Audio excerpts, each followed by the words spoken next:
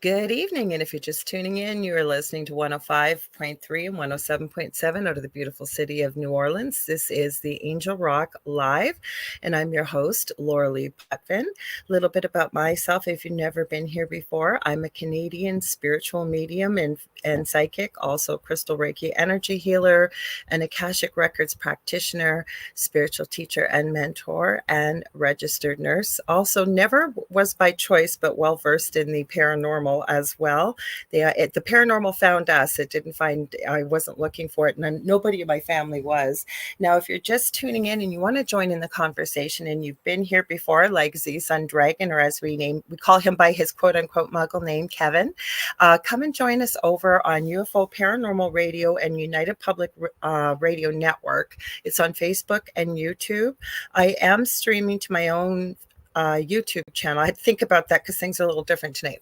YouTube channel is called The Angel Rock with Lorilei Potvin. And of course, StreamYard decided that no, it was not going to allow me to stream to my profile on Lorilei Potvin, which is public on Facebook. I'm going to share it once we get talking, but we're streaming on LinkedIn tonight because I was able to tag our amazing guest. He has a profile on there. So I thought, why not? We're also in Canada's Most Haunted. I think we're on UFO Undercover. We're on a whole bunch of places. I want you guys to remember, I don't stream the Angel Rock there. I stream my second show there. I'm going to mention this act, but we do have a network TV channel on Roku. If you're looking for that, you're going to the channel store and you're going to search for UFO space P as in paranormal. There's a drop-down list. It's about the third or fourth one down. You're looking for UFO space paranormal and United Public Radio. And speaking of second shows, as you all know, we've got Jonathan Keyworth here already. I'm going to mention you, Jonathan. Just hang on because we're going to be going live with Jonathan with my co-host. And I have a second show on the network Thursday night, 7 p.m. with my amazing, wonderful co-host and friend, David Hansel, The Thing at the Foot of the Bed. Now, Jonathan Keyworth, who's been a guest numerous times on the Angel Rock, he's also of JK47 Paranormal Investigations. It's his birthday Wednesday. So he asked David and I if we might go live with him. So we're going to go with my co-host, David Hansel. I haven't even told David this yet, but we pre-discussed this on his TikTok channel. We're going to be doing some readings and answering questions and stuff. So you're going to be looking for spiritual medium David Hansel. There are a ton of imposters over there. So you're going to be looking for the one that has almost 95K followers. That's the correct one. And I'll also post it on social media so you'll be able to see and join us over there. So I hope you will. Also, I can't say a lot. The details haven't been firmed up, but you may want to tune in because shortly before Christmas, myself and David and another host on the network can be doing a little bit of a giveaway and possibly a show together. You do not want to miss that, believe me. I may have more details for you on Thursday, but I think the last time the person did it on their own and they weren't even on the network, I think 22,000 people wanted to enter it. So you may want to join in. I'm sure you're going to want to be part of it. Also, what else do I want to tell you? I think that's everything. If I forget, I'll remember. Now on to my amazing guest. Oh, one more thing. We had a previous host on the network, actually two of them, Faye and Roger Garza. They are now back to their Facebook and YouTube channel, but I am going to be on Faye Garza's show tomorrow night on Facebook and YouTube. It's called Faye's Angels, and that's 5 p.m. Eastern Standard Time. I'll post a link on social media, and you guys can join in. We'd love to have you there. Now into my amazing guest. I have been waiting for him. This is something right up my alley. I believe I had a near-death experience as a toddler. My co-host David often speaks about his near-death experience as an adult, and I have studied it professionally and personally for over 40 years. So we got lots to talk about. So my guest's name is Stephen Paul Chong. Wait, Stephen, I got to put the glasses on and get over 50. I thought I escaped that scourge and I didn't. So I'm going to read you his bio. Stephen Chong was born and raised in Melbourne, Australia. So it's pretty early over there, you guys. So I'm really grateful he popped in with us tonight. sorry, I got to make this smaller here. Okay, Melbourne, Australia, but has lived with his family in far north Queensland since 1989. Developed over 25 years, Stephen's enviable reputation and expertise is evident in designing and conducting quality workshops and developmental programs based on the specific needs of the individual or group. He has assisted many individuals and professionals, ranging from one-on-one to small and large groups, including business, and then a / not-for-profit / community associations and professional executives. Stephen's writing career did not commence until after he turned 50 years of age, and now he can't stop. He knows it's a gift. He has unique talents as a storyteller, and we are going to be talking about his newest book about the afterlife. Welcome, Stephen. I'm so glad to have you here. Lorilei, thank you very much. I have to live up to that wonderful introduction. You know what? I have a long bio too, and I always tell people just take little bits and pieces, but you don't know what people want, right? Yeah, thank you very much. It's a pleasure to be here. So I always start at the beginning. Now that's an interesting age. I got a dog hair in my mouth. Never fails. These guys know. Hi, Bart Sharp. He's a host on the network too, has his own show on Wednesdays. Feel free to post all the info in the chat, Bart. I always love to give my fellow co-hosts shout out. We've got tons on this network. We've been around for over 25 years, so there's a lot of us here. But I'm writing 3 books. I'm 58, and I've been hearing from Spirit I need to get them written. So what started this all for you that you finally decided to start writing? Oh, it's a very good question. It's like a, how do I best describe it? It's like an itch you can't scratch. Mm-hmm. Yeah, excuse the analogy, but that's, It's a good analogy. After I turned 50, it was just there, right. And I'd never written before. I still do not know where commas go. I was just thinking that today with a semicolon. I'm going, is this a semicolon or a colon? Oh, that's what editors are for. That's fine. Mm-hmm.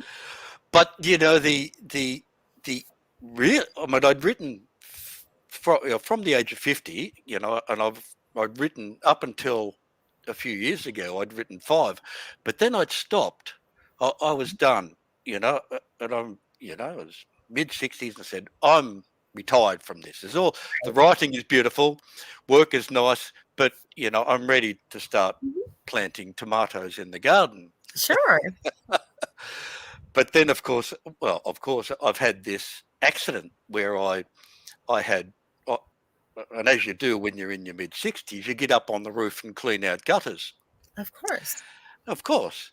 Mm-hmm. And the ladder slipped and I've fallen, I don't know, 15 feet, I think it was, and hit the ground hard.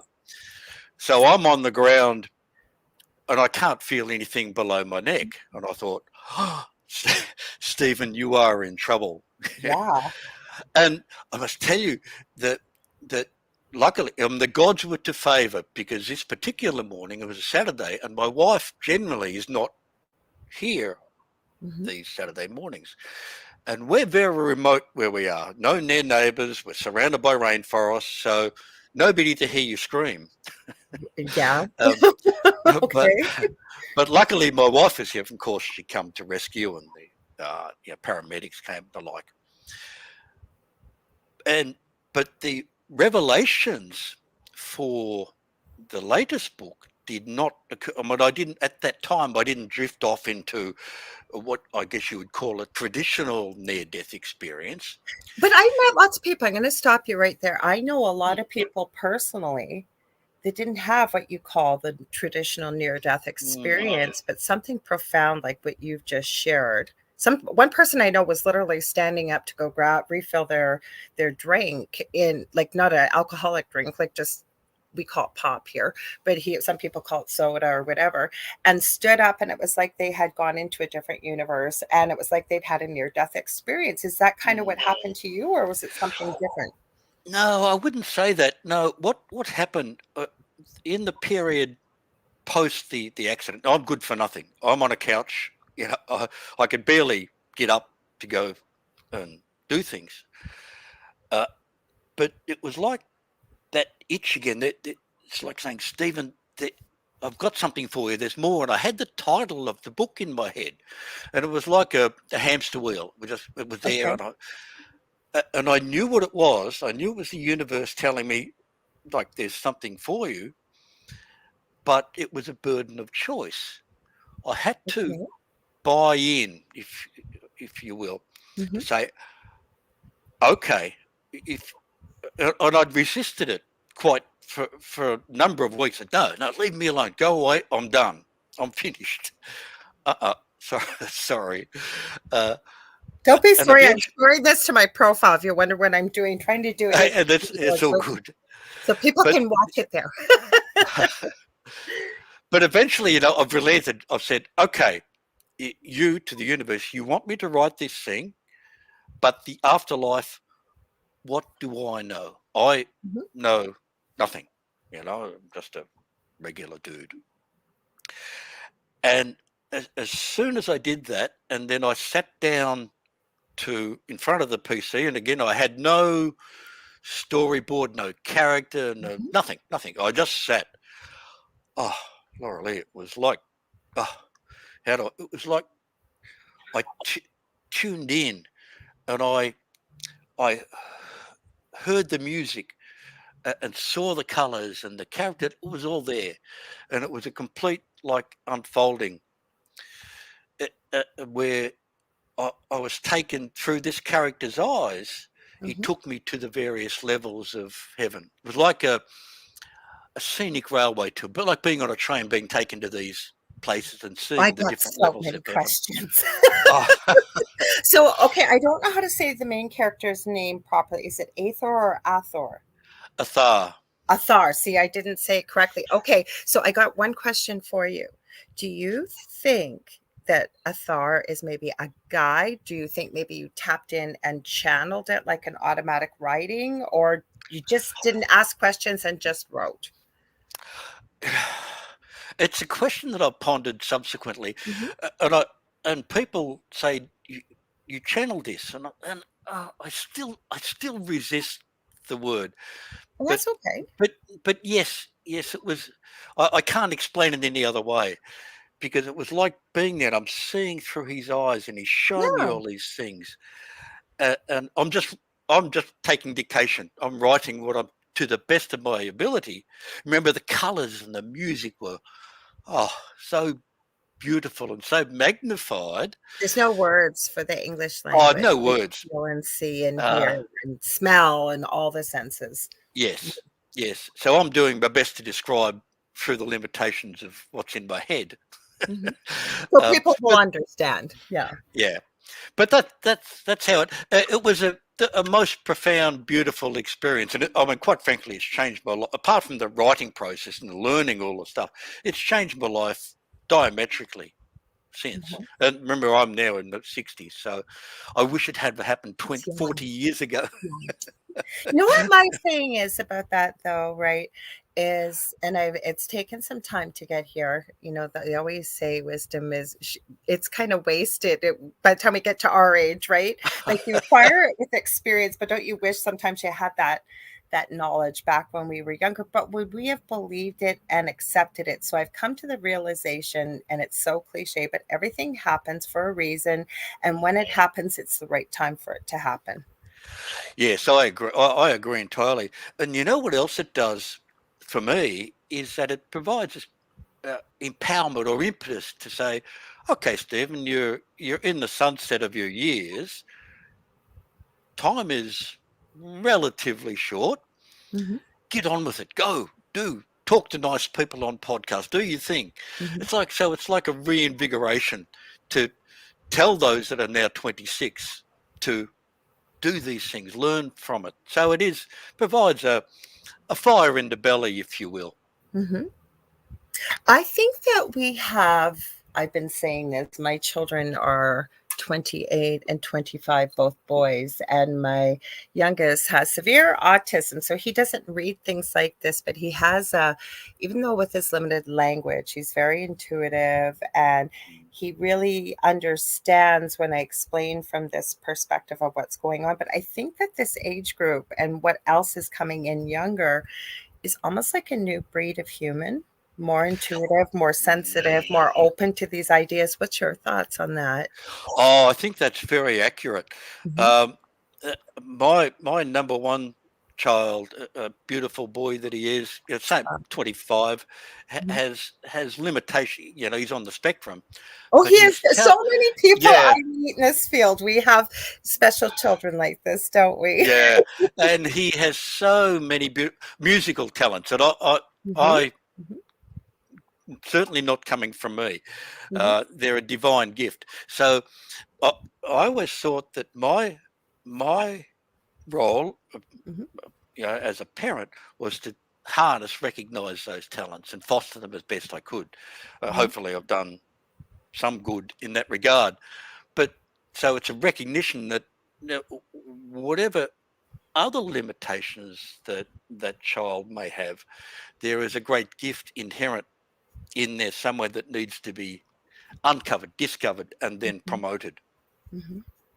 I think, and again, I don't have all the answers. I always say I don't. I do believe that we live forever, that we never really do lie or die, I should say die.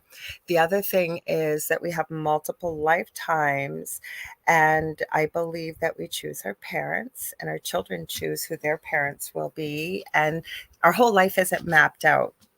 And we can choose to screw it all up when we're here, right? But from what I've been shown is there is multitudes of beings, of souls that are lining up to come here because we think about it, right? If we're eternal and we go on forever, and although nobody would ever say that life here is a vacation, but in the scheme of things, the grand scheme of time, which is I believe is only a human concept, is we're here for a short time, right? Hmm. And so we Hmm. do a lot of planning before we come, Hmm. and I think that we have been it all, including our children, because when we go back, and I'd love to hear your thoughts on this, when we go back, as I call it, home, we're just a human in this lifetime, right? We're an eternal soul having a human experience, and that's Experience. all it Yes. is. When we go back Yes. home, I've had people ask me from a human perspective, and I don't want to make that sound elitist to anybody listening because I don't mean it that way, but we are here in a human capacity, and it's one of the most difficult places I think to come to. I look at it as a school. We come here, most of us, with spiritual amnesia. We come in these dense, heavy, fragile bodies. And although 80 years can seem like forever, it really is short in the grand scheme of things, but there's so much potential to learn and grow and evolve as a soul. And I think, especially as a special person, like maybe under the spectrum, or any other, I hate to use the word disability, but having some limitations. I like what you use there. Mm. There's so much more ability to learn, and I think take the role of a teacher. I know both my boys have been my greatest teacher, but especially my Yeah. youngest. What do you think? Oh, I think that's entirely accurate. Yes. I mean, uh, uh, from my all three beautiful boys, Mhm, I've learnt so much as a human being, not just a mhm, parent. And and you're exactly right. And the younger we are able to connect to that knowledge and mhm, understanding of that life purpose, the more profound does life become. It's like the flower that opens up to the dawn. I didn't learn my life purpose till mid 50s, and again, one could only wish a few years before yeah, that but it that had time come. before couldn't have been wasted, because I looked at all your other titles too. Like if you started writing at 50, there seemed to be a spiritual type nature of your other five books before. So somewhere along the lines, or would you have considered yourself always spiritual, or what do you think? How would you define it? I don't want to label you. What's your thoughts on that? Uh, I think it's a very good question. Life is a grooming station, to be sure. So we learn, but it's all a burden, not a burden, but a point of choice. So we can we are confronted with certain life experience that can push us upwards, or you know push us to downwards, if you will.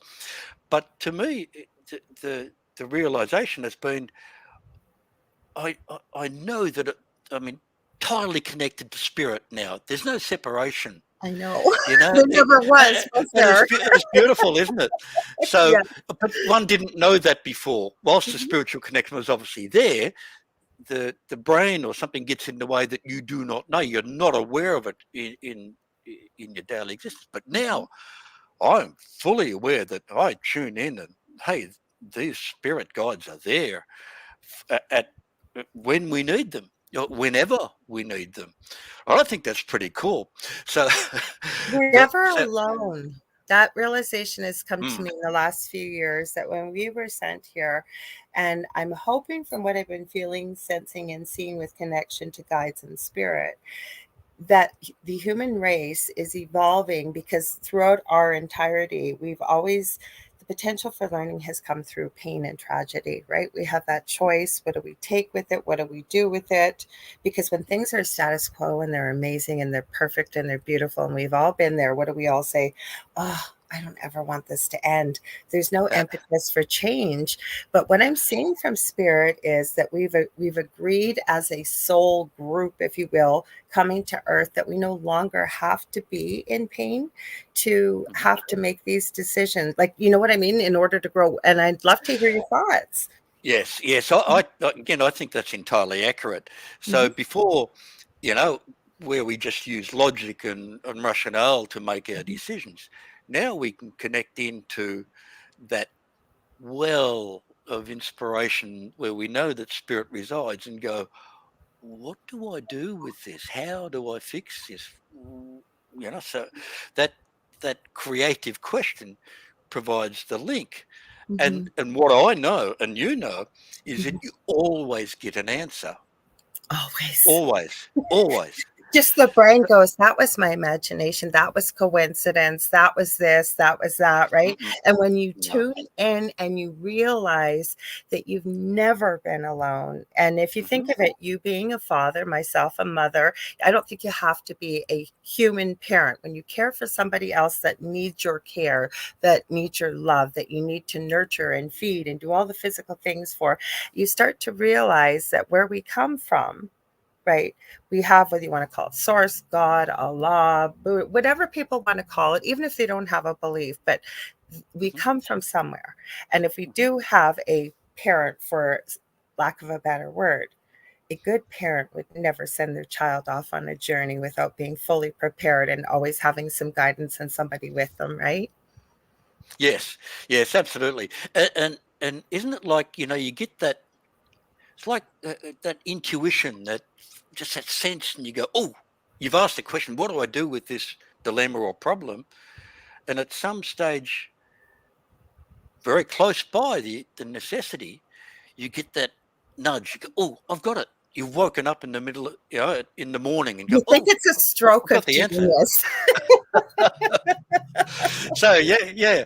But what you and I know and others realise, of course, is that spirit's talking to you. You've Mhm, put your hand out to say, I need help. mhm. Ask what I call a creative question. What do I do? How do I fix? And spirit says, oh, okay, cool. Here's the answer. I've been So waiting for you to ask. yeah, thank God he's asked. Yeah. So to me, isn't it interesting? It becomes a listening process, not a thinking process. So Mhm. you're in tune, you turn the monkey mind off a little bit, and that's when that spirit, that intuition can come up to the fore, and you go, oh, got it. Good. You have to know how to tune in and hear it. Like the biggest revelation for me, and I've actually done a little bit of a survey. Obviously, I haven't talked to everybody in the world, but and then I'm going to say hi to all you there. We see you. We see you. I will say hi. I promise. Just one sec.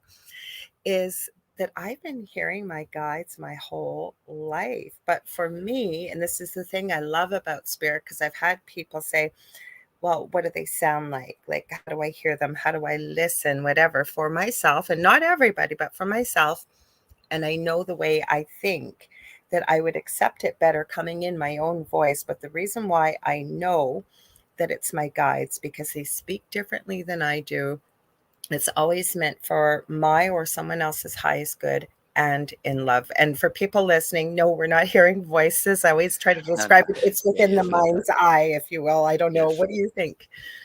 I think that's entirely accurate. Again, the the again we turn off the monkey mind, be it through meditation or relaxing breathing type Hmm. exercises, uh, and the other I think important thing is we turn off distractions. We get so distracted, our phones, our emails, or whatever other nonsense. Hmm. Turn them off. What the practice in the writing of the afterlife Hmm. was very much that. I in the morning I would get up and say to spirit, right, at 1 o'clock, whatever was on, you got stuff to do. I'd say Right. 1 o'clock, you're on. Okay. And at 1 o'clock, I would shut out uh, things that beep and buzz at you, turn off emails, Distractions. just, yeah. So this is your time. And honestly, it never failed. It was always there. In the writing process, I would sit, get all distractions are off, and I'd go, oh, got it. Oh, start to type. That's how it. But the process is one of quieting the mind through a meditation or a breathing, Mhm. and then turning off those distractions that take our attention away.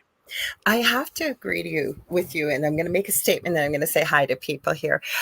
Is the fact because I get meet so many people. I was one too. I was through my paranormal experiences when I rediscovered my gifts that had always been there. I'd been using as a nurse. You know, I said I was always so blessed to be there hundreds of times at the beginning of life, working in the NICU and never tire seeing a baby born. Doesn't matter if it's human, an animal, whatever, the miracle of life. And then to be so deeply honored and blessed to work out in the community and have family members be there as their loved one, which would be my patient, transition from this lifetime, as I call it, back home, and the things that we've seen and witnessed. I'm actually writing a book from a nurse's perspective and first responder about the miraculous, incredible things we Oh, see. Right. And I hear what you're yes, saying about the book because that's what it is. You'll hear people say, I can't quiet my mind. And the thing is, and I love this saying, I think it was from Henry Ford, and I don't usually say a lot of quotes, but I love this quote. And it says, whether you say you can or you say you can't, you will succeed. correct. Yes, absolutely. And you know what? My wife loves me. I'm pretty sure, um, because I'm sure she does. uh, but I like to do the ironing Well, no now. wonder you got bonus You points, see? Stephen. There's. I just got goosebumps.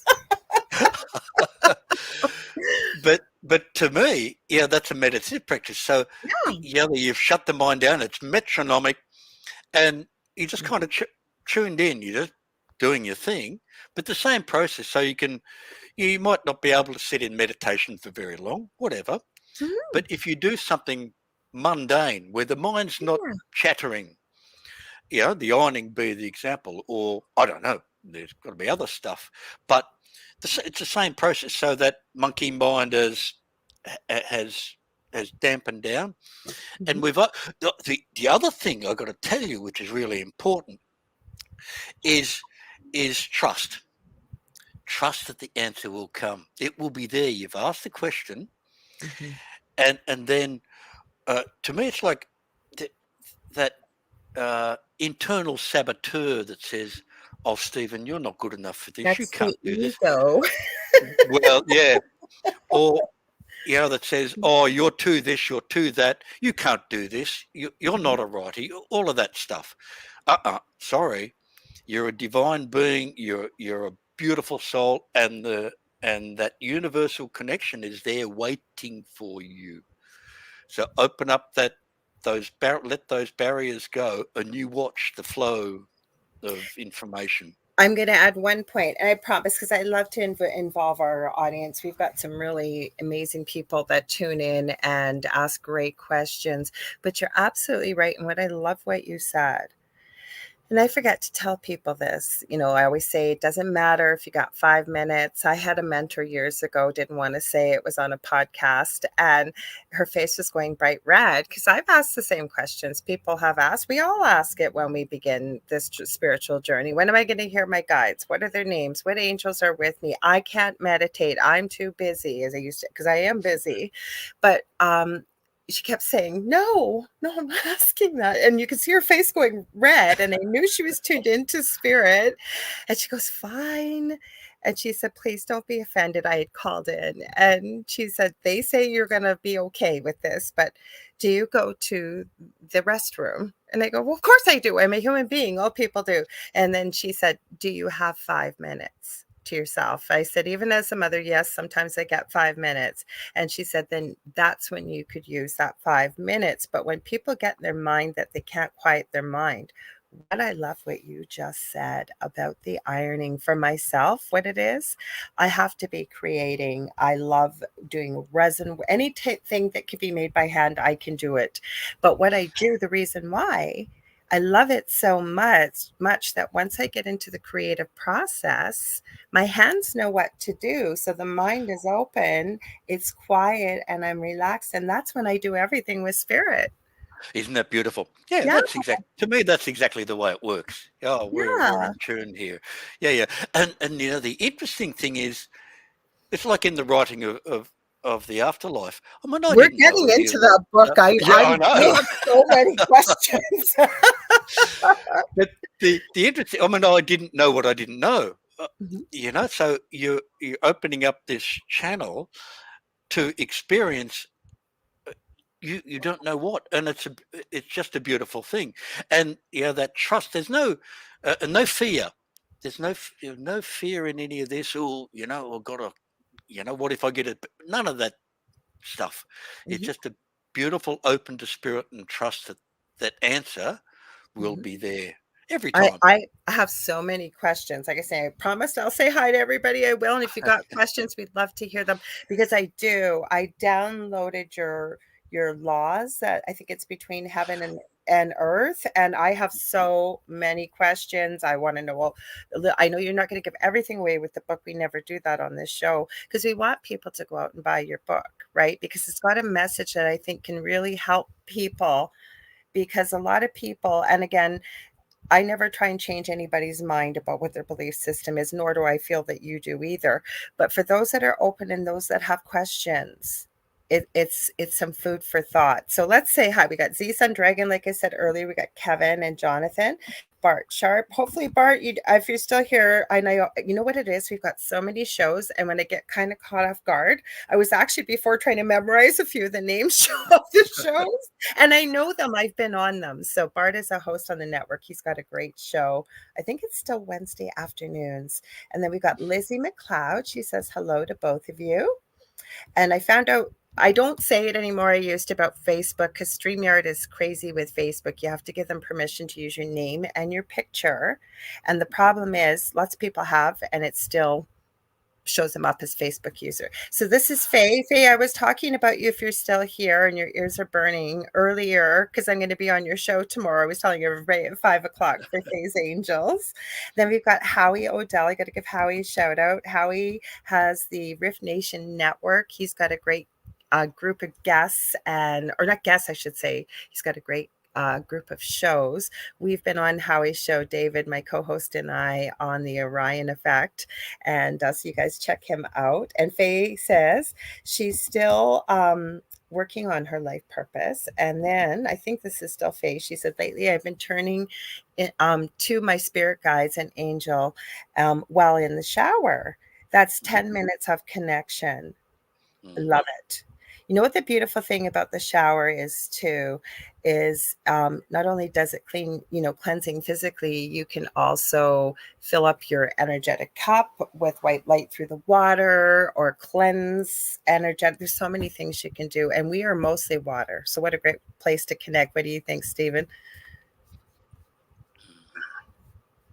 Did you hear me? I Oh, said, I'm sorry. I was busy reading and oh, listening at well, the same finish time. reading. Sorry, I'm like, Stephen.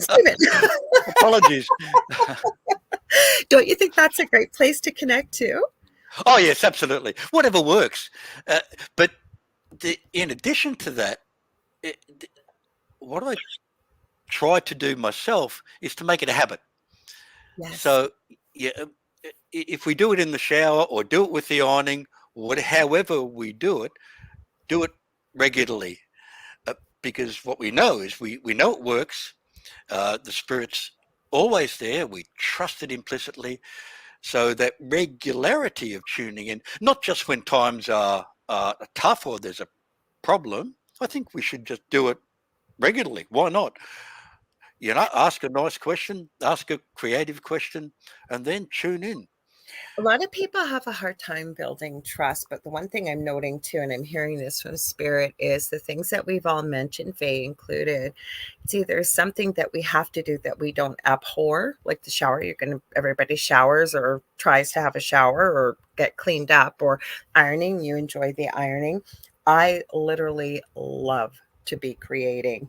So you're kind of already in a high vibrational energy state, if you will, rather than something you hate but has to be done every day, for example. Yes, Hmm. yes, yes. One of the there is another technique that you can use. Again, it requires quiet time again, but you can do mind maps. And you can Google that stuff. I'm not the expert there on. I've done a number of them, but I'm not an expert. They are a wonderful way to open up the channel, and There's it's like a so many doodling ways. exercise. There's So so that's many just book, ways. yeah, but just make regular time, 5 minutes, 10 minutes, however much one can allow Mhm. to make these things happen. And With the trust, I wanted to add, Stephen, quickly, is that a lot of people have a hard time building trust. But what you said, I think, is so powerful is to ask. And you can ask for a sign. Have you found that for yourself from spirit, or if you've got any loved ones on the other side to send you a sign that you're looking for? And they will send it. You've got to be open minded. I always oh say, yes, you're oh asking for yes, a yellow butterfly, and we're in wintertime. It actually is really cold today for the first time, which is a mm, blessing at this time of year. yes, But a yellow butterfly may not come fluttering by, but I might see it on a license plate or a sign, or I mean, it could mhm, be a crafted, it could be anything, it could be on a license plate or a song, right? But they'll send it. yeah, yes, I agree entirely. In my case, I will ask a creative question. It generally starts with a what or a how or a where. So, what do I do to solve this problem? How do I fix this thing? Where do I go? Mhm. As distinct from a well, let's call it a not so creative question. Begins with a why. Why do I always mess up? Why do I make mistakes? Why am I so Mhm. silly? That that's got to go. Mhm. That you leave that stuff aside, art Mhm. and the because you'll always get an answer to the question. Mhm. Got to ask the right question. I find they answer you where you're ready, though, with doing the Akashic records. And the beauty, the way I've been taught, is we ask a question and we follow it up with more and more questions. And could I work one on one with, say, somebody specific on the other side in the Akashic records?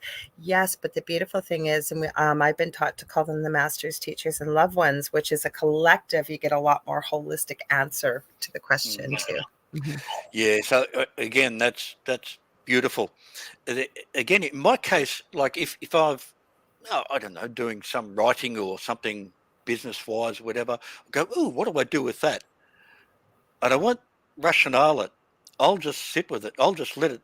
And some point very close afterwards, I'll go, ooh, I got it. And then, yeah, you got to write it down or whatever. So it comes, and that's the trust to know that the answer will come sooner rather than later. Exactly. And I keep hearing spirit. Thank you, spirit. They keep saying, get back to the book, get back to the book. I never Oh, get yeah. this, but they're saying this literally to me. Okay, so it's Athar, you said, right, as the main character. Hmm. Hmm.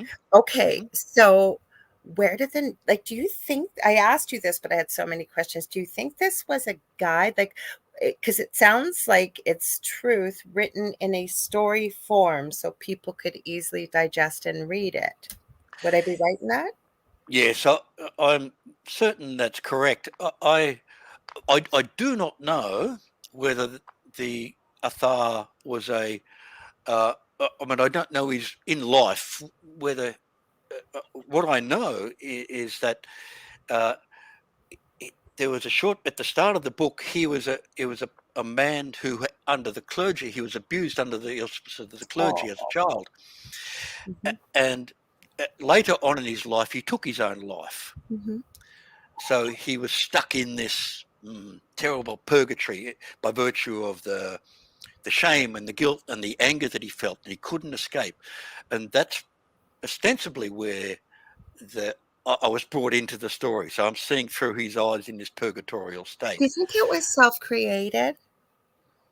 Like, it's that say we're talking about a Thar. Do you think it was self-created, like you were explaining the feelings and what you're seeing through his eyes, or do you think purgatory is really a place? I was seeing through his eyes. He was showing me showing me these Okay, so we're looking so through many I'm beautiful really things. interested, like, I'm not trying to put you on the spot, I'm No, no, really no, no. intrigued. And I've tried, to figure it out to rational that out, Even but if you I don't just know, that's okay. no. He, uh, um, it was, as I said before, it was. I was seeing through his eyes, and he showed me. I heard the dialogue and the music and Oh. the Mhm. colours and things. So I'm just dictating what So you were as the stenographer. yes. Yes, Okay. even if I was on, even if I was on drugs and I wasn't, uh, I couldn't make the stuff up that I Oh, was I shown. believe you It was a 100. great gift. Yeah. Mhm. So The interesting thing, though, okay. Lorilei, is that uh, in the writing process took about 4 weeks, Oh, which is wow. it was really quick. It was because it was just there, uh, but it was about oh, 2 or 3 months after the book had been written, and it was in the edit phase. And it's like you you read this thing 100 times Mhm. until it all blurs. But again, the voices in my head were saying, Stephen, read it again, you've missed something. Do you find yourself What? arguing with your guides? I do this all the time. I've read it already. No, read it again. Read Read it it again. again. But that's what happened. And it was like reading the text like somebody had highlight, like with those one of those highlighter Oh, pens. cool. Okay. That's exactly how I saw it.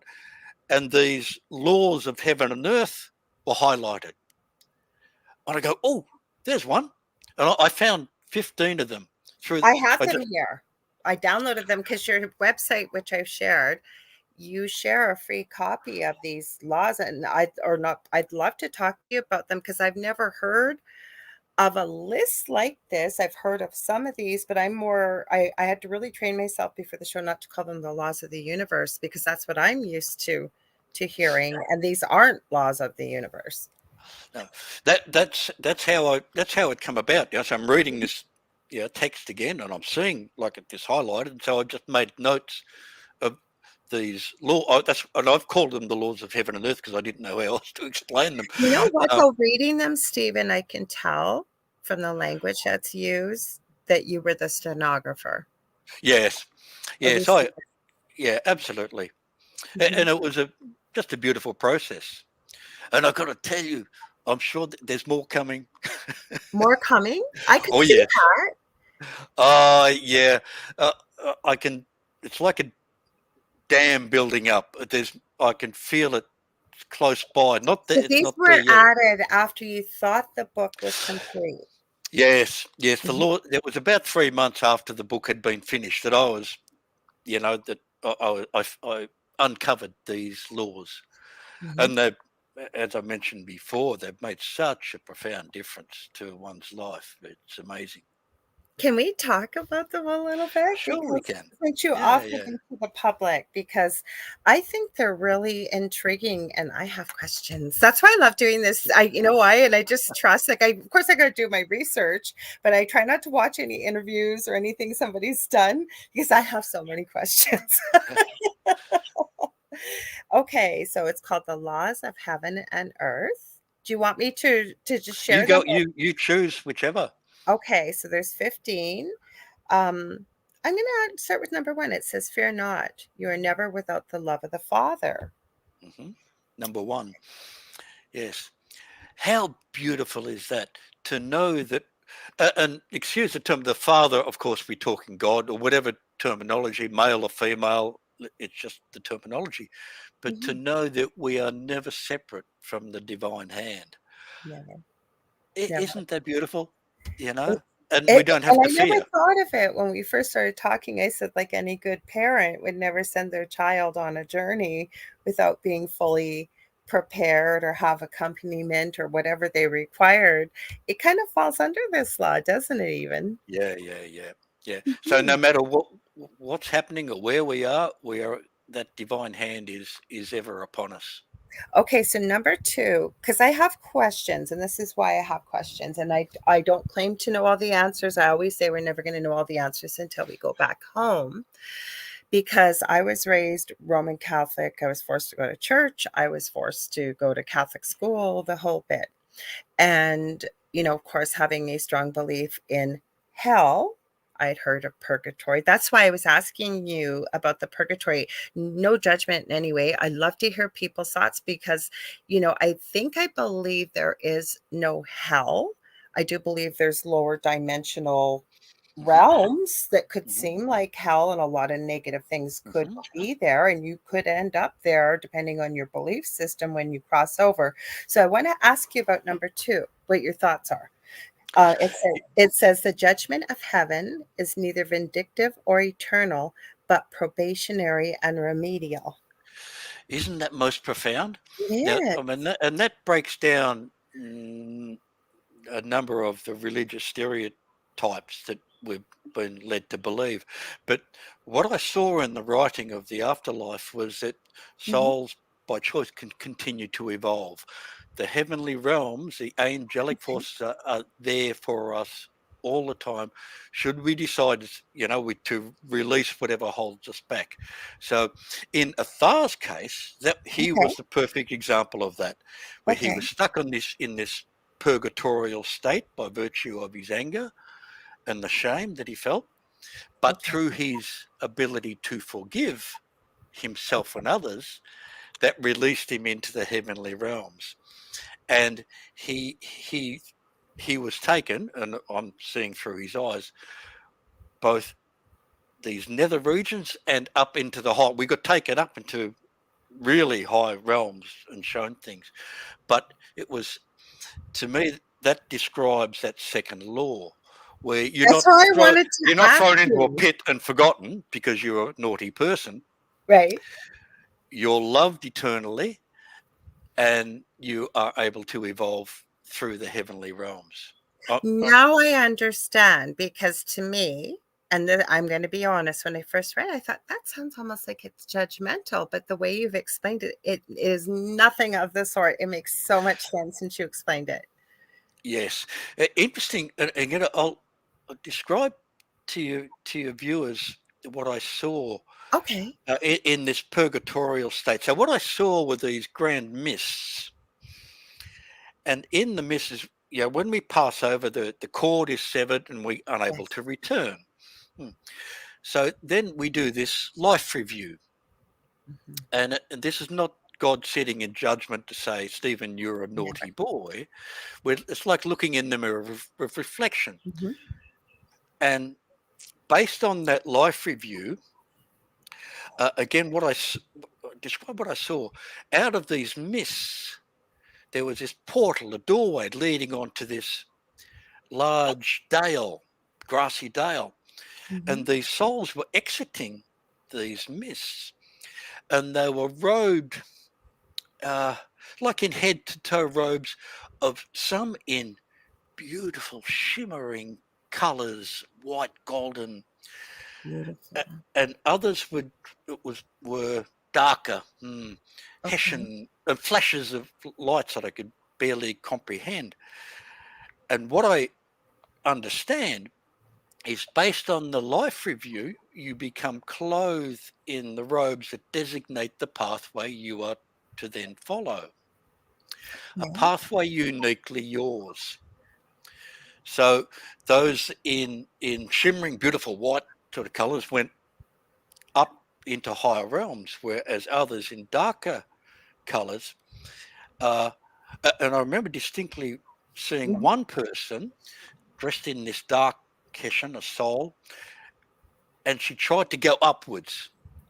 Uh, uh, uh, You're not ready for that yet. not ready, not kind of not allowed. Mhm. Uh, but and she eventually she kind of got the gist and had to follow the pathway that was hers. But my understanding is that the the the dress, the colours in the robes, for others to see, other soul to see, know exactly what you need in love. So another soul can look at the robe and know exactly what you need in service or in love. I'm so glad you added that last part because, again, and this is why I was so excited about having you on. Because if you take this at face value with the human brain and you look at some of these laws, they seem very, they seem kind of judgmental. Like when you were talking about the colors, and I was thinking, and even myself, and you just, before you just said what you said, I'm thinking, well, then everybody could see you and judge you. But I'm thinking from the human mind where you just, and I'm getting goosebumps, I'm close to tears, and I'm going to cry her. But the Yeah, color it's you're beautiful. wearing, others know what love to give you. That's exactly the way it was described. And there was another law. Let me find it here. I've got it here somewhere. I got a ton Uh, in here to ask you about, yeah. probably all 15. Oh, well, read number 10. Okay. Okay, number 10. I have, like, I went through these all and I'm going, oh gosh, I got questions. Hi, Sandra. Sandra Sharp's here. And I want to read what I meant to highlight it. Faye added, and I think this is really nice. She said, what you need in love or service. How beautiful. So, number 10, you want me to read? In heaven, there is no system of debit or credit. Service to others is our reason for being. And I love that number 10 because I believe that's what we need to do here. It's not Yes. right or wrong. That's the absolute currency, and love is the currency. Love is the bond. Mhm. I got a question for you. It's deviating a little bit away from our rules, these laws, but I want to get back to them in the book. But I've been dying to ask you this. So, studying near death experiences for 40 plus years, and I adore my co host, David, and he's so open about his near death experience. And I always remind him, David, that was your experience. I think we all have a different experience, but I have seen very rarely where people will explain that they've had a hellish experience. I have a theory why it happened. I don't know if it's right or not. Have you run into that at all? Did you see all that? Or could that have been the purgatory which Athar was showing you through his eyes? Yes, yes. Well, I was taken to that again with a guide. Was Mhm. taken to what I call the nether regions. Mm. Okay. And if I can describe it, then I still kind of get goosey bumps That, when yeah, that's my I can sign for picture. truth. That's my sign. I always say I've Yeah. got truth when I hear that, when I Uh, feel that. I don't know what it well, is for you, but yeah. I it was, if you can imagine walking through like a field where a bushfire has gone through. So it's right. charred and the Mhm. smell and that. So we're walking through this and we approach this portal, huge Mhm. dark portal. We enter. Remember, I'm not alone. I'm with a guide, an Mhm. angelic guide. Right. And we enter. And what I saw were these huge vortices, spinning vortices of power. Mhm. And around each vortex were these beautiful angels in waiting. Mhm. And in each vort, vortex were these souls, and some were clamoring to get out. And it was like a horrible place. And I've turned to the guide and I go, whoa, not whoa, What is this? what is this place? Yeah. And what was described to me is this is not God's judgment. This is not, well, it's hellish, but it is not hell. Souls are entrapped by choice. Now Yes. think of the seven deadly sins: Mhm. lust, envy, greed, wrath, Pride. I can't, Pride. pride. Yeah. Mhm. Um, so they're trapped by their own choice, Mhm. and as soon as so it's cleansing of the soul. And as soon as they become contrite, they repent to say, please, like, get on your knees and take that contrition releases the soul, and that's the angels in waiting took them to Oh, secure and took them out of this place. That's what I saw. So we could call it hellish, but it wasn't. It is not, and it's not eternal. But it was certainly not a pleasant place. But it was where souls are entrapped by their own choice, not God's wrath or judgment. I could see that and agree with it. What I usually say, see, I never planned that as I started the show being involved in the paranormal. My story began with a dream that happened 16 years ago, like it was 10 minutes ago. And there was a tree in my old previous home with a man sitting in it. And by the time I looked in his eyes, now this man I kept asking, "Who are you?" And at that time, he offered me, "I can give you wealth. I can give you fame. I can give you anything beyond your wildest dreams. All you have to do is agree to follow me." There's much more to the story. I don't want to make it too long. And I told him in very unfriendly radio terms where to go. And he started laughing at me. And I said, "Who are you?" And he told me he was a demon, told me his name, and told me how to spell it. And again, I told him in no uncertain terms would I be doing anything with you. And then he started wagging his finger at me and said, "Oh, no, no, no. Every time you see a crow or a raven, you'll know who this is." And I remember because I'd just taken my, I knew about the angels. That's why the show's called The Angel Rock. Love rock music's crystals and angels, right? So I called on Archangel Michael, and you would get this knowing the colors or anybody else who's experienced it. It was like the most brilliant royal blue, silver, and white, this flash. And I woke up. I was covered in a sweat. I'm getting goosebumps again, like from Yeah, years yeah, ago. yeah. I can see that. And I was in a sweat and I was crying. I could not believe what happened. And then all hell broke loose in my previous home. Like it is the craziest story you have ever heard. Had I not lived it, I wouldn't have believed it. And this is what actually got me on my path of what I'm doing now because of it. So I'm still not even convinced it was something demonic. Now, do I believe that? I don't care what you call it, but are there lower vibrational beings and things like that? Yes, there are. Do they Oh, belong here? No. But no. the thing is, right, like you said about people that go there, I've even with the paranormal have run into souls who will be claimed to be trapped, right? Like they're trapped here by something negative. You're never truly trapped, right? The help was always there, the light was there.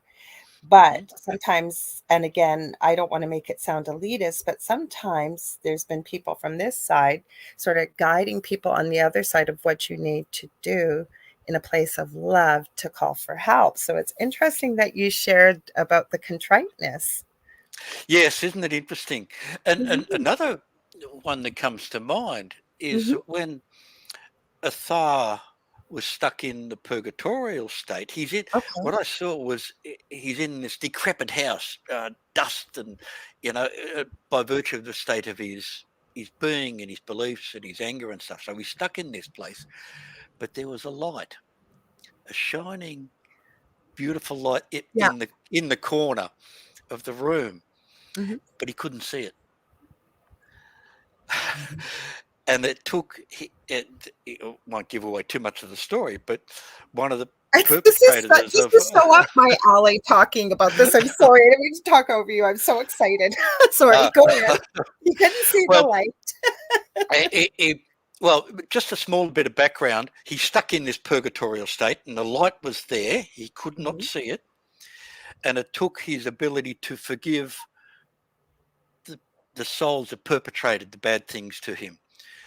It's a Once he hard was thing. able to forgive, he saw the light, and the light then opened up, and all this decrepit state that he was in dissolved, went away, and he entered the heavenly realms. So I'm certain that it comes back to what we were talking about before. The light is Mhm, always there, mhm, never absent the light. mhm. It's our ability to connect or see that light. Now, do which you think? Okay, now my mind goes a million miles a minute. I'm sorry. I told you this was going to be a conversation because I have so many questions. Okay, so I truly believe here on this planet where we are in this lifetime right now that like attracts like energy. So, if you're in a higher vibrational state, right, you would attract higher vibrational energy or connect or meet up or be able to see. When you're in a lower vibrational state of where you explain or share where Athar was. The light was always there, but Mhm. it's almost like there was a blinder over it because he was in a lower vibrational state until he forgave himself and the people that did this. Mhm. Is that maybe would I be off on the wrong track or what do you think? That's a perfect description. That's exactly the Okay. way I saw it. Yes, and there's a question here I've got to answer, I which know is that's really why I interesting. highlighted that question. They say, do they ascend to the high realms or do the I'm going to robe read it color because alter? 80% of our audience is listener. I forgot to tell you that. So, do you want me to read it or you want to read it? So they Oh, you know go what. ahead. Okay, so Z Sun Dragon or Kevin says, and I always have to remind David too. I have to say, we have to read it, Dave, so they know what we're talking about. So when they are cleansed of their sins, and he says, do they ascend to the higher realms and do their robe colors alter, or are they sent to another earthly body to try again? What a great question, Kevin. It is a beautiful question, and the answer to the first question is absolutely yes. What I saw in Athar's case was as he was evolving through the heavenly realms, through he went through certain experiences. His robes changed. He lightened in color. They become more vivid, white, golden. Yes, yes, absolutely. And but the answer to the second question, are they sent to another earthly body to try again? In the book, I did not see anything to do with reincarnation. Okay. Now, mind you, I'm a firm believer, Oh, me too. and oh yes, but in the writing, I did not see any sort of souls going Maybe back down that's your into second another version. life. Maybe that's your second version. Who knows? Could be. Well, I've got to tell you a little secret. Okay. Um, what I know so far Mhm. about this next edition Oh, is there's that another one coming, another book. another one coming is it Yay. will be into the higher realms, be Okay. taken to and shown the higher realms. Mhm. But that's as much as I know at this stage. Uh, I know no more, can say no more. But to be sure, as again, I don't know your beliefs, but reincarnation is very much, I understand, a part of the process. But it's not. I did not see that through the writing of the book. Mhm. You don't have to worry about my beliefs. I am so open-minded, and especially when you shared about the forgiveness that you were seeing through Athar's eyes. Okay. I discovered something about my childhood that was absolutely horrific recently, to the point I was working with a previous guest, but a shamanic practitioner, that it was so, and I'm not one, like I said, that cries or, anything like that very easily. But when they shared what they saw that I knew that had happened, I was 5 years old. I couldn't complete. I couldn't complete the session, Is that right? and I didn't know what it. Well, no, it has a good ending. Yeah. So I said I'm going to complete this, but I need some time to process this. And I remember sharing with my partner, and he's a bit spiritual, but he's more practical, but he respects what I do. And I was sharing what I had discovered, and he was having all these solutions. And I've never said this to him before. And I said, I don't need you to fix it. I just need you to hear me. And then he asked me a question that was so profound. He said, what do you want to do with this? And it was like the answer was there. This came up for me to forgive and forgive others that had been involved. And it was time to let it go Hmm. and release it. And in a way, what you shared, because unfortunately, what you shared, what Athar's had shared with you through his eyes, is a profound issue around the world. So I think your book is going to be so powerful to help so many people. Yes, and Lorilei, that brings us to another law. Now let me Okay. pick up which one it is. When you find, I'm Ah, going to read Kevin's comment because your answer, he said to his question is, that is what I thought. Awesome about the robes changing as I thought. He said, thanks for beautiful. answering the question. Wonderful. Wonderful. Okay, so Yes. our next law, I am really Next enjoying law. this. I'm going to have you back on, Stephen, if you feel like it. I'm enjoying We this need so more much. time. Yes. Number 12. Okay. Do you want me to read it? Hmm. Okay, number 12 is to know that you are sacred is not to see new things in you. I love this one, by the way. I'm going to start again because I'm getting goosebumps again. Okay, to know that you are sacred is not to see new things in you, but to see yourself as you really are. It's Beautiful. powerful. Oh, beautiful, isn't it? Powerful. Yeah. Mhm. Yes. And that's exactly what you're talking about. We've all gone through trials and traumas, particularly. Absolutely. But at the end of the day, we are a sacred teardrop from the eye of the heavenly divine, That's so and that's beautiful. what we'll always remain. You So know we what, rise Spirit? above those challenges. I'm sorry. I was going to say, do you know what Spirit also showed me through this personal experience as well? And I'm an open book with people usually on here, is also that we're playing a role here, each and every one of us, because we make agreements, I believe, to help others maybe achieve why they're here. Okay, why they're here, maybe what they've chosen to achieve or learn or grow as a soul here. And Spirit really showed me through this experience that that's not who we are. It goes with this law. It's not really who they are on a soul level. It's just a role they were playing here. And it made it Yeah. so much easier to forgive. Yes.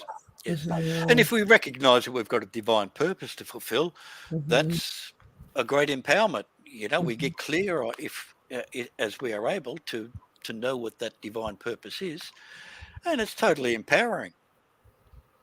So I'm going to, before we go on to a few more laws in the book, so I want to ask you, because I'm going to put this up here though, because Kevin says, love these from the list of 15. Is it? And Stephen has this on his website. He lets you download it for free, Kevin. So we're going to make sure at the end, I always give my guests time to let you know where to find them and the whole bit. So, and it's also in the banner where it's posted everywhere on every social media platform, so people will be able to find it. And as I'm babbling now, I forget what I was going to say to you. As I keep babbling, it'll probably come back. I was going to ask you, and I forget if it was with number 12. Let me reread this just for a sec here to know that you're. It'll come back to me. I know it Hmm. will. So, oh no, it was half there. And that's what happens. I get talking and I'm thinking so far ahead, and Spirit's talking in another ear. That's okay. So going back through your list here, there was another one I had a question about. Well, let's even go to number 15, if you could Number explain that. 15. Because I love the way, well, actually, I could go to 14 and then 15, because I think if we look at this just with the human brain without having read the book and understanding how you receive these and all of the information with it, and I think that they're beautiful the way they're presented because it opens discussion. So number 14 is lead thou me on. Oh, What does that mean? there's more goosebumps with that, I've got to tell you. Okay, good, good. Well, to me, that's such a, we we've got a divine hand upon us, Mhm. and we are a spirit with a physical manifestation, as you well described before, and then we trust, and to say, heavenly, whatever way we wish it, heavenly Father, God, Buddha, Jesus, whatever, lead thou me on. So we place ourselves in the hands of the great divine, and in the knowing of such, we can never be, well, we're never lost, but we know we're never lost, if that makes sense. Mhm.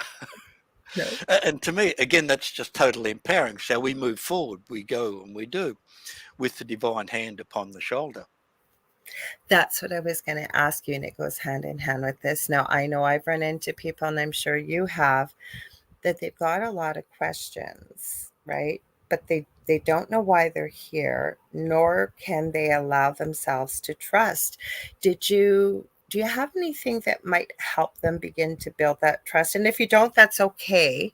But have you received anything that might help? I have a few things that I've shared with people, but if it resonates, it doesn't. If it doesn't, it doesn't, right? But Yes, I'll tell you, my own experience was when just late 40s, and I did a workshop uh, i- in which a beautiful man took us through the process uh, to find out what our life purpose is, and it's like become part of my DNA ever since. okay. I mean, I've done the exercise with many people over the years, and it's a beautiful thing. But in the interim, what I would do is be open to it. So I put the question out to the universe. Father, the Lord, Jesus, whoever, what is my purpose? What is my life purpose? That's a simple but entirely powerful question. You watch. Something will happen. You'll read something. Opportunity. Opportunity is a great way to put it. So you put it out, it's like being keen for something to happen, and you've asked the universe for this divine guidance. It will happen. Something will come along. You'll read a book, or you'll talk to a lovely person, or something. You watch it unfold without doubt. I agree. I'm going to answer Z Sun Dragon again because he said he didn't know if it was 14 or 15. It's number 14. Kevin, don't worry, we'll show you where to find it. He showed me the way forward came to mind. He's talking about number 15. We're getting Hmm. there. Hmm. Or he says there was at 14. I think it was 14 you were referring to, Kevin. Yes, that So was 14. Yes. I never tell people what their life purpose is because David and I usually go live on his TikTok because that's bigger than mine. I'm not on TikTok that often. And people have one question readings or whatever. But I know with the thing at the foot of the bed, the reason why we called it that is speak, and I'm sure you get this too. People come to you and they'll ask you questions, or they'll ask you what's the answer to this, or why do bad things happen to good people, or what happens after we die. And so David and I have made it clear we're not experts, but through our own experiences, including near death experiences and years of studying whatever, we can best give you maybe what we think we might think it is, or whatever. Take what resonates and leave the rest. But with dreams, same thing with life purpose, because I always say, even though, and everybody's got a gift. It doesn't matter whether you're a natural born leader, natural athlete, mathematician. I mean, the list goes on and on. Does it mean that you can't be open to learning something else and becoming extremely good at it, or discovering a hidden talent? Right. So I will mentor people in the way of what brings you joy, right? Because then it's not work when you're in a place of joy. If you're, and then earning a living at it too, if that's what they're looking for, maybe they just want purpose in life, right? Hmm. Service to others. And I think that's one of the laws in here. I've shortened it, right? Yeah. The other thing is dreams too. People always want to know, what does my dream mean? And I always tell them, you are the best person to judge what your dream is about. Hmm. Hmm. Yes. Yes. Yes. Yes. Yes. Absolutely. But one of the things I'm certain about this life purpose, Laura Lee, is that I know what you're it going to is say. it is not it is not a light at the end of the tunnel. Mhm, It is not something that we aspire to. It is something that we are. So we be that purpose. So mhm, it is there with us all the time. mhm, Yeah. So it's a misconception to think it's a goal. mhm. It's a state of being. So Absolutely. That's why I always say to people, look at what brings you joy. And the same thing, especially around this holiday season when it's difficult for people, a lot of people, I remind them that it's one day. The United States just celebrated Thanksgiving. From what I understand, we usually have people from Australia in here. So I don't know if they're going to pop in or what, but we usually do. And they've mentioned you don't have Thanksgiving. We have had Thanksgiving in Canada about 6 weeks ago. But I always say, that I don't look at it as this big occasion, Thanksgiving or Valentine's Day. And I'm not telling people how to live, but to me, I don't want just one day to celebrate, to tell people how much I love them. I really believe we should tell anybody how much they mean to us or how much we love them every day, because tomorrow Hmm. isn't promised. Hmm. Same as with Yeah, thanks, right? The more thankful we are and grateful, right? The more I think it raises our vibration, and especially when we're in service to others rather than service to self. yeah, I think that's entirely accurate. Uh, Gratitude and forgiveness seem to be the two keys of that open up the higher heavenly realms. Forgiveness, absolutely. Forgiveness. There was a law, and the number escapes me. If you Number tell me, eight I'll find tells. it like just what you're thinking of. Yeah, number eight. Okay. Forgiveness is at the heart of your ultimate realization. Yeah, there you go. Mhm, So forgiveness of self, forgiveness of others, which you well mentioned before. But mhm. I'm certain you're right too. The gratitude for that which we're being given, yeah, because that gratitude unlocks abundance. So Absolutely. And yeah, people forget, like, and again, this is a really big realization as of the last couple of years. And I love that podcaster that has the Next Level Soul podcast, because it's got people from all aspects of life, whether they're channelers. I'm fascinated with people that channel. I can automatic write, or if I'm channeling, I just end up talking faster and faster and faster and faster, but I don't go into a trance. But there's been people with near death experiences, like every level of people helping other people. So I love watching it.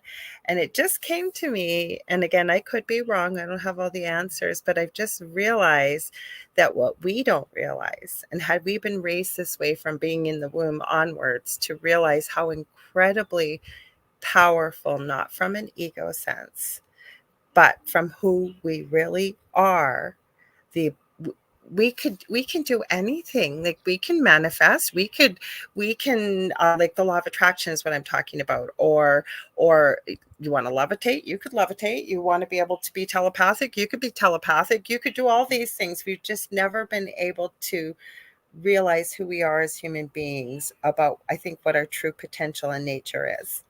yes, absolutely. Yeah, Mhm. again, entirely accurate. But I give you a beautiful example, but beautiful example about April this year. What is it, 6 months ago? I lost my beautiful mother. Oh, I'm sorry. Oh well, she was it's such an angelic being. She was just a gift to the universe. Mhm. But mid-80s, we get to that stage, and for the years prior to that, I always thought it was like a part of my DNA. I'm thinking, hey, when you go, I'm not hanging around. This I don't like this place when you're not here. Yeah. Uh, but since the writing of the book, so the knowledge gained from the writing of the afterlife has now become totally experiential. Yeah. I because I know where she's gone. I know the higher levels up there. I Yeah. can even imagine the color of her robes. I I love it. know I know where to find her in this place in here, and I know she's there. I know how to contact her, to Yeah. tune in, if you will. So whilst one feels grief for loss of the Mhm. presence of that beautiful being, Right. to know that she's there all the time, it's like she's more powerful now than she ever was.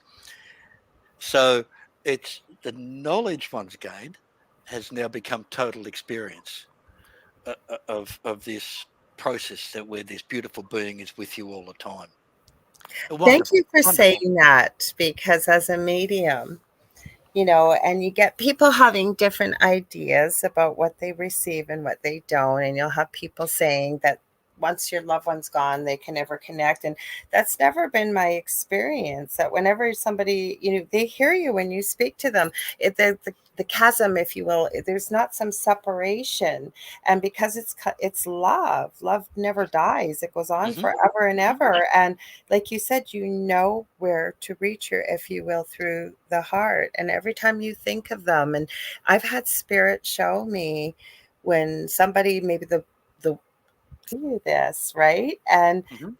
you're never disconnected. And the beauty, why I'm writing one of my three books, especially working in palliative care. And people think, and I love, like on places of TikTok or even YouTube, there are nurses working in this field. I hurt my back, so physically I'm not able to go back to this type of work. But my point is, I can't tell you, I always say this. First of all, I've looked after people with tons of money and people poorest of the poor, from people being from the outside looking in. Not one person has had regrets or said, geez, I wish I would have made more money. I wish I would have done this. I wish I would have done that. Every Yeah. single one of them has said on one level or another, I wish I would have told the people around me how much I love them every day, because I Yeah. do. That's And it. then, and the regrets were, don't wait till you lose, say, that 30 pounds, or until I retire, or until whatever. I should have done it when I did, instead of Yeah. putting it off, right? Yes. Hmm. Absolutely. The love, simply, love is the bridge. So it's I an love that. eternal connection. So we know it's there. I love this person dearly. Mhm. We, we connect in, shut down the mind again, That's where I listen, was love. going with this, that big long roundabout. I just wanted to Mm, add this part. As nurses, I can tell you, and I'm seeing this, this is what I'm so glad about the TikTok and YouTube. Sorry, I got off track here, is that people think that their loved ones are hallucinating, or they're seeing things, and they'll, don't you see that angel in the corner? Or oh, my mom's here. And the dog or the cat or whoever, right? And that's another thing spirit shows me. They're all standing there just waiting for you to come and join the party, if you will. And I'm not yes. telling somebody to leave early. That's not what I'm saying. What I'm saying No, is, no, no. when it's our time to go, for people listening, so when it's your turn to go back home, they will be there. I know it beyond I've got goosebumps right now. I know beyond a shadow that they will be there. Mhm. Yeah, beautiful. Absolutely. Mhm. Hey, might I tell you about one of the things I saw in the book? Uh, Please, uh, yes. I, I called it the abode of reunion. You know, Oh, and again, I'll do my best to describe. And again, I'm okay. dictating this stuff. Can't make it up. So what I saw, um, uh, with the guide, I'm standing on top of this Mhm, huge hill, looking down on upon this dale, grassy dale, and mhm, there's all these souls there, multicolored robes and things. mhm.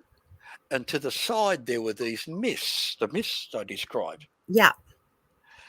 and over, not through, over the mists were these cords, silver cords, Okay. Yeah. and they were linked to some of the souls standing, and they're Oh, in communion with others, other souls, like departed souls. And I turned to the guide, like, what is this place? And what was described was, when we sleep, uh, the soul goes across yep. over, doesn't go through, Mhm. across to the abode, and they're able to meet up with souls that are there to help us. Now, that might be kin, family, loved ones, whatever, Healers. Healers. healers. Mhm. Love's a bridge again. Yeah. So they're there for us to give us guidance. And of course, when the body wakes up, the soul comes back into its physical existence. That's what I saw. But so in the sleeping process, we are able to mm, transport ourselves across to this Absolutely, and I've had realm. people tell me I'm wrong, and again, I don't know all the answers, but I believe that 100%. I think you are 100% correct. Yeah, and Mhm. I'm sure that, like, we've all had the experience, like we wake up in the middle of the night or in the morning and we go, oh, that's the answer. And we've got to write it down before we forget or something. But I'm certain that's where that happens. So we've we've gone across with a problem and received an answer, Mhm. and then come back in the morning with this revelation, the intuition. Or there's people, I agree 100%. Or I will get a lot of questions too, as others will too in this field, that first of all, you get people that will say, well, my loved one didn't visit me in a dream. We don't always remember 100% of our dreams, but you can rest assured they have been around you. But I think sometimes that being in that grief state, which is naturally lower vibrationally and everything is energy, I think they are there, but sometimes you may not see it or feel it. But it's a natural process as a human being to go through that grief state. But you have to trust, like you said, Mm. or know that it's there. Yes, yes, Mhm. yes, absolutely correct. And I'm fairly certain that one of the keys, is to that same small meditation before we sleep. Connect with the loved one. Hey, Mum, I need your help. Yeah. Hmm, that's cool. Mhm. Ask the question, how do I fix such and such? Mhm. That's the process. Connect with, feel the love, Mhm. and then know that that beautiful being, that loved one, is going to be there for us, uh, in to guide and assist. I agree 100%. I'm going to read Faye's comment because she has to go. We've got quite a few good comments, but Faye says, so very fascinating. I have to go, but this has been such a wonderful live. I need to get your book, dear Stephen. Love you, Lorilei. Love you, Faye. And she said, see you tomorrow. I agree with everything you are saying 100%. And you know what? Sandra says, I used to video chat with my mom daily. It was hard when she passed, but I was able to feel her around very quickly.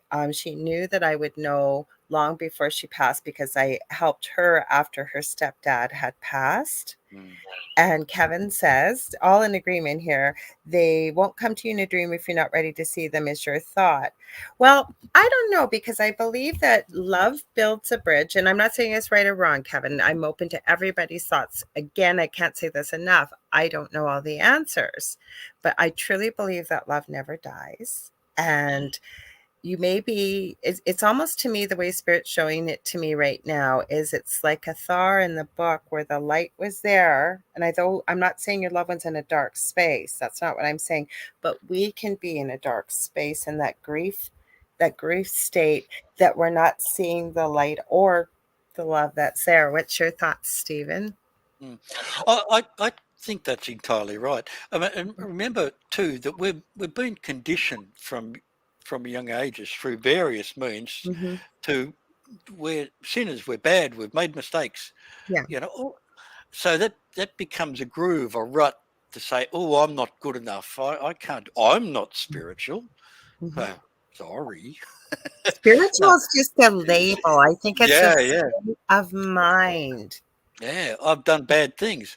Well, we've all tripped over size 15 feet. But our reality is that we are divine beings, a teardrop from the eyes of the Father. So we See recognize that. ourselves as we really are, right? Ah, thank you. Yes.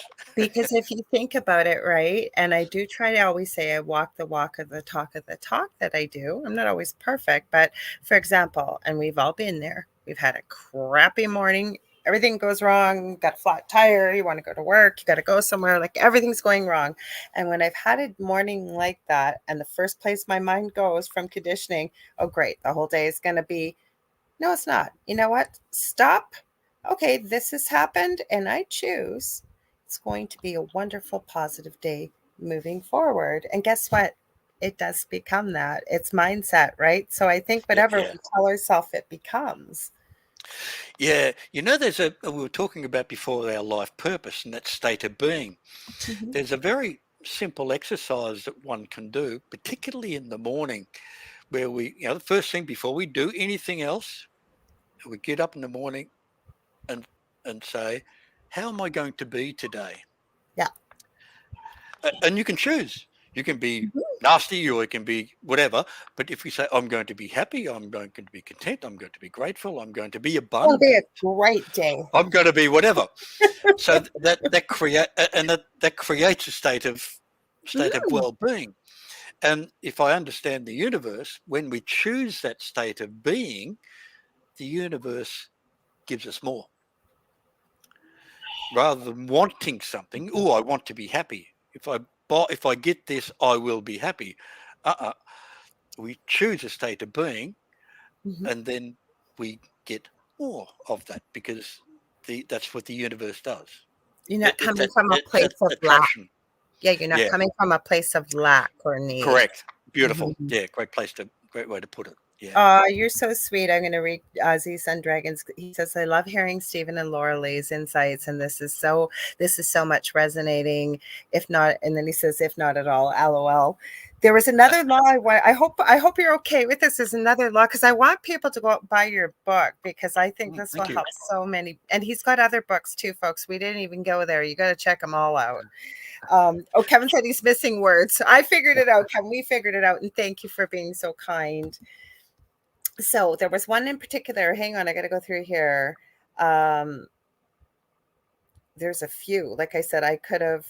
There were so I could have gone through all of these. Like I said, I'm not trying to put you on the spot, Stephen, but you see, my No, audience loves you, and we you're have all good. more people listening that just kind of are in lurker mode. That I'm probably going to get a lot of messages because I can tell by the comments that they just love you. I knew they would. So it says. Fear at the time of passing closes the soul to all the waiting love and compassion. So what do you mean by that one? Mm. That's number 11. Number 11. Hmm. Um, that that period of transition for many of us holds so much fear. Where Absolutely. do I go? Do I just go to dust? I've been a naughty boy. Am I going to There's hell? nothing. There's nothing. I just have this No. life. Hmm. Yeah. And there's a belief. Oh, I'm just going to dust it, and that's it. Hmm. But that fear, that errant belief, is a force of attraction. So one of the other things I've got to tell you, I was talking about my mother before, but the other great thing for me through this whole process, it has taken away the fear. I now have no mm, any sort of trepidation about the the passing process, the transition process. When it happens, well, so be it. You know There's a what's waiting for you, Yeah. right? Well, but there's no fear with that. I know the love which awaits us Hmm. upon this journey, and we're never separate from that. So to me, that takes away the fear of the process, uh, um, which to me is totally profound. And it's a beautiful state of being. When my time is up, well, so be it. But I'll make the journey without any fear. Hmm. I hear exactly. Sorry, I was reading Sandra's comment there for a second. So, and I'm going to highlight it in just a second, Sandra. What I was thinking when I read that, though, too, because where I was going, my mind, I've started thoughts and went off in a different direction because I got so many questions and so many things to talk to you about. I love talking about this stuff, but you will find people that work in the paranormal world that'll say, well, they're a lost soul, or, there's somebody that's earthbound. And again, I always say, just as we have free will in life, we have it in death as well. And there are various reasons why somebody stays and they're not trapped, right? That light eventually appears like a star. Were you going to say Mhm. something? Sorry. Were you going to say something? Yes, no, that's exactly the process. That Athar was stuck in this purgatorial state, which, to my limited, you'd know better than me with these specters or ghosts that are stuck into the earthly realm. It's fear that holds them there. They cannot see the light, which is there, but Mhm. it's that fear of going to somewhere that they're going to be punished or hurt or for all the bad things they've done. So it's fear that's holding them Well, it's entrapped. interesting, though, that Athar, from whatever way you access to be able to see through his eyes, that it was suicide, because as we know, especially within the religious realms, that suicide is considered a horrible thing. Like it's a, and it is, don't get me wrong, it's terrible. There's many things Mhm. associated with it, but what I'm talking about from an afterlife perspective, Mhm. and that is a big belief. And I found that a lot of people who have taken their own lives are terrified on the earthly realm and choose not to cross over because they're so afraid of what awaits them, or maybe they've really done some awful things. Like, we can even go from a point of view of somebody that's taken multiple lives by Yes. choice, not by accident. Mhm. So did Athar show you anything safe if somebody that's done that? Yes, very similar. The and I describe as best I can. Okay.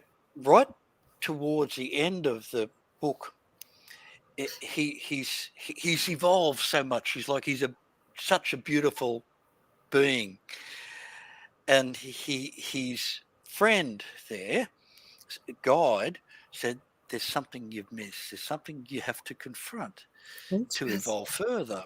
Mhm. And he knew, but he kind of put it aside.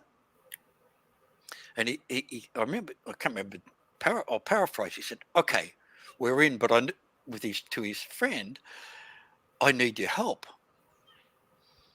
And Mhm. he got so off they go, and they went to this horrible, horrible place, Oh. dark cave, Mhm. uh, screaming sounds, and they needed one another to pass through into this place. And I'm just describing, writing this, going, this is a horrible Got it, place. yeah. What, where they've ended up, they met up with the priest who had abused him in life. So the Oh, priest no. had created for himself this place where he felt he was safe for all of the terrible, heinous things he did in life. He'd created this place where he wouldn't let anybody in. So, does that make sense? So, Absolutely. Athar and this other character got through all of that and said, "I forgive you. It's okay." And they took him out. They let him out of this horrible place that he wasn't God's creation, not hell. He had created this place to stop people coming in to hurt him because he That knew makes he'd so done much all sense. these. There you go. But that's what I saw, and that was the last binding influence. That forgiveness within Athar to this other soul released him. Oh, I'll give away the book here, but they got taken up into the higher realms and Mhm. shown beautiful things. Yeah, but even though there's so much more to that book that you've written, Stephen, even if you share that little piece, I can tell there's so much wisdom. And here you, like, we're talking about things that both of us completely understand. People in the chat are Mhm. adding. So I think there's got to be some truth to it. Um, I don't know. Have you heard of Dr. Eben Alexander before? Yeah, righty. Yeah, his book was I forget the title, but yes, yeah, I've read his book Okay, long, so long for time ago. people that don't know who he was pretty well known, or pretty, I guess, where he lived as a neurosurgeon. Mhm. And as it was, he claimed to be an atheist. He believed there was nothing past this lifetime. This was it, and nothing else. Pure man of science. And I guess he developed, I know you know this, Stephen, but for our listeners, so when he ended up getting meningitis and going into a comatose state, very ill, lost his life. I think it was more than once. He had a couple experiences, an NDE or near death experience. Mhm. Long story short, he is no longer working as a neurosurgeon. He's going around the world. He's written books. He's speaking about his experiences. And I've met quite a few people actually in my travels doing this line of work, the same thing. And, it's just so profound to go from somebody who didn't believe to now going around the world teaching about their experience. What was your thought when you read his book? Oh well, the the interesting thing is, eh, there's a lot of confirmation, and not just in his case. I've got to tell you, the recent interview you did with Garnet Schultz. Oh, I was just thinking about him. You want to hear how I met Schulhauser. him? I got to tell you quickly. It's super funny. So my partner does a lot of research. He used to do a show on this network as well. Okay. And I just can't sit and watch TV. So I'm in the kitchen. He's in the same floor. It's an open concept in the living room watching TV, but I'm always listening as I'm working with resin and stuff. And I'm hearing this man speak. And I'm going, I gotta stop what I'm doing. I gotta go sit down and hear this. So I'm sitting down and I'm listening, and I gotta get a hold of this guy I'm hearing from spirit. Again, goosebumps, not cold in here. So I'm looking for him everywhere, everywhere, everywhere. And then I look him up on Facebook. He was already on my friends list. Oh, well, there you go. But he met his spirit guide. This is who I was thinking of when you just brought his name up. Because, right? He didn't believe in any of this. He was a lawyer, and he met a spirit guide on the street. I'll let you finish what you were going to say, but that was so funny you said that. Well, what I recall him mentioning was the colours and the robes. He talked about seeing multiple colours that he couldn't describe, and the robes of different people. And I go, and it's like when I listened to him, I went, I'm not mad after all. This, like this is a confirmation. So you see the same thing from different sources. So that kind of validates. They validate it coming from all these different backgrounds. It's so funny you brought him up. I've been thinking about him lately. I got to get a hold of him.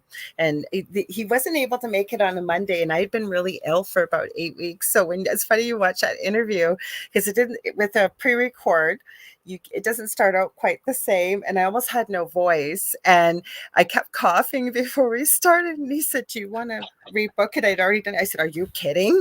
And I've actually replayed it. And I'm going to give you a heads up. I don't miss many shows, but if I need to do a replay, I think this is going to be another one of those shows, ours, that we've done, because a lot of people, no, it's confirmation though. And yes, it is. For thought. Yes. And one of the other interesting things, Lorilei, is that, I've questioned why I got the messages, the story in the form that I did.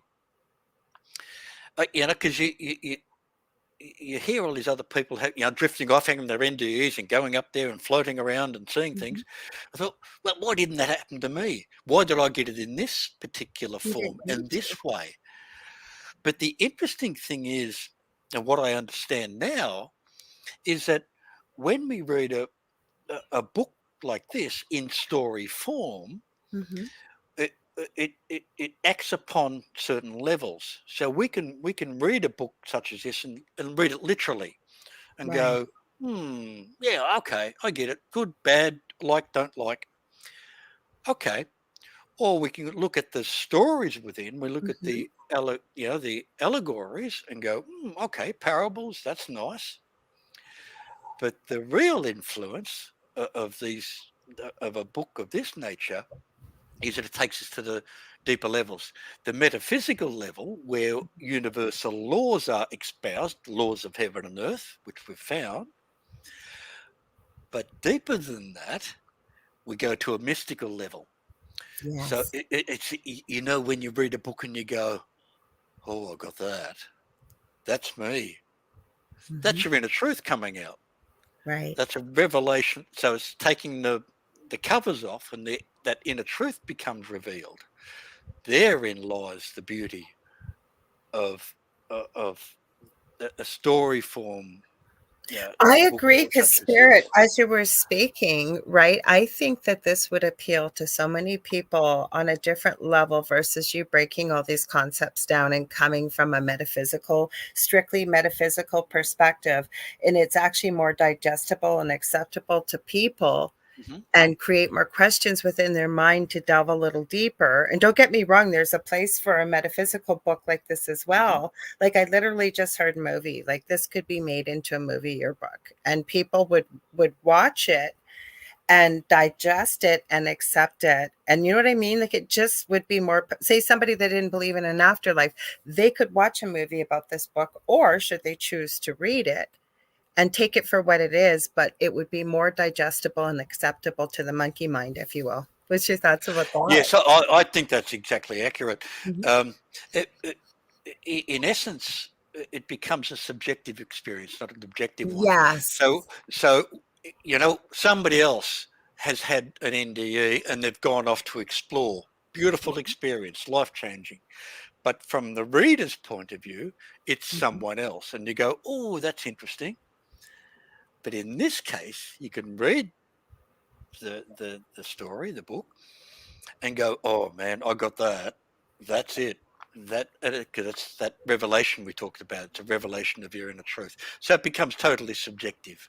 Mm-hmm. It's happening to you, not to someone else that you're looking at.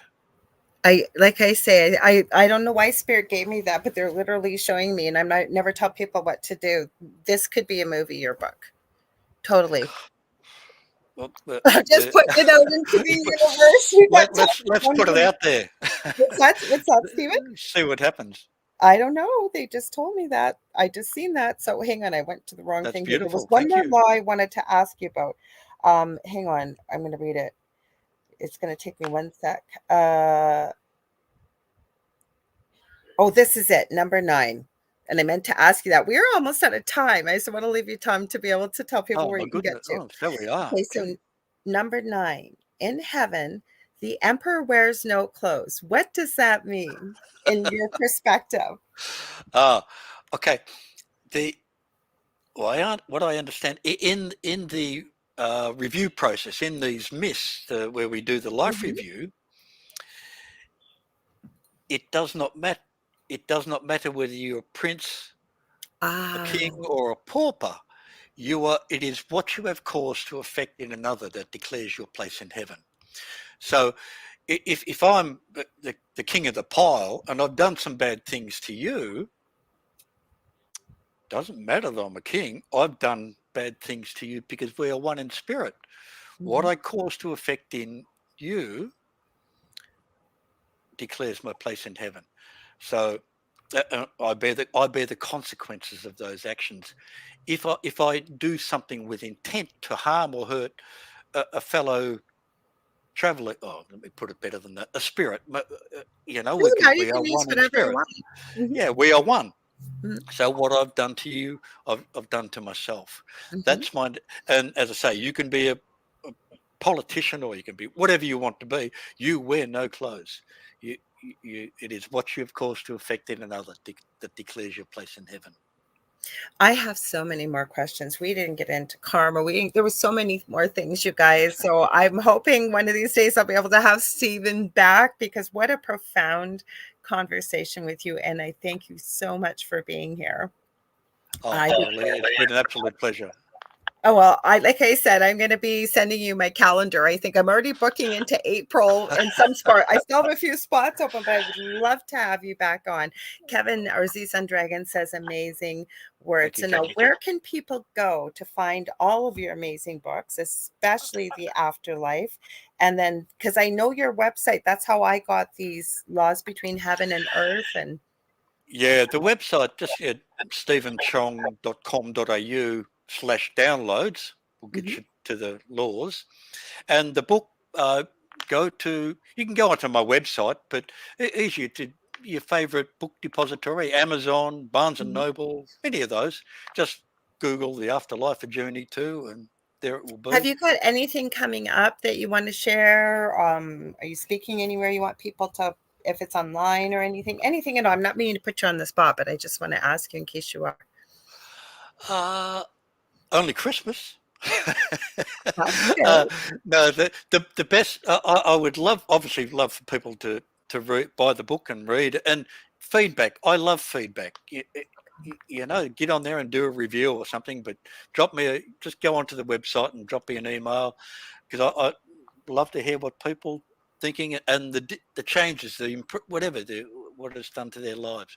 Um, but particularly the laws of heaven and earth are there for people to download freely and use them to the betterment. That's what they're a gift. So I give them freely as a present for those that are, too open to their receipt.